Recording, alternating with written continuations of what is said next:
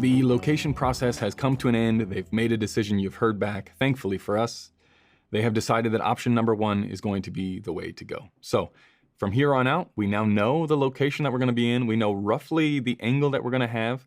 Now it's about finding our look, what it's going to be, using some of those charts that we looked at with the sun to start to figure out the schedule, start to figure out the look, make some decisions on camera, on lenses, on crew, get everybody together. What are we going to do for the lighting? Are we going to use a generator? Are we going to use a truck? Are we going to use bounces? Do we need big sources? Do we need a 20 by 20? Do we need a 12 by 12? All of those questions now start to get answered. But one thing I will say, just to close up this section, is oftentimes for cinematographers, it can be challenging because you assume that everyone else knows the things that you do, right? Which is definitely not the case. Even though they're in the film industry, there's people on the crew that just don't have the knowledge that you do of what goes into making a great looking image. Maybe they have some sort of rough idea, but you get into the nitty gritty of why these things make a specific difference, what the impact is, and how you can come back from some things, but you can't come back from others.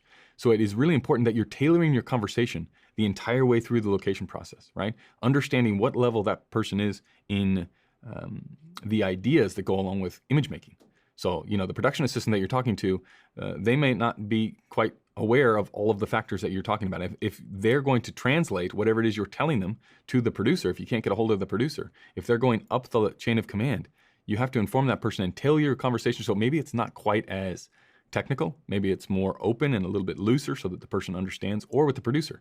Like the producer doesn't really, some great producers, they really do care about the story and they're trying to get behind the director. But then there's other producers that are only worried about, listen, I've got this much money to spend. I got this director to do the job. Your job is to make sure that the director doesn't spend too much and you actually get something that looks halfway decent. Now, if it comes back and it doesn't look good, it's your fault. If the director spends too much money, it's probably still your fault, right? You're supposed to, depending on your relationship with the producer, your responsibilities on set can change. So just be aware of who you're talking to and the tone that you're taking, and how all along this way, even if all three locations are terrible, you're still offering up solutions, right? You're still saying, well, this is what we can do with these spots, because nobody likes when someone is just negative all the time. You got to be, if you're gonna be negative about something, come in with a solution. Don't just be the person that says this isn't going to work, because you get the reputation of someone that's really hard to work with, that is never satisfied, that drags on each part of the process, whether it's the location, the tech scout, the schedule, the actual shooting. You don't want to be the problem. You want to be the person that everybody comes to with, oh, we've got a problem.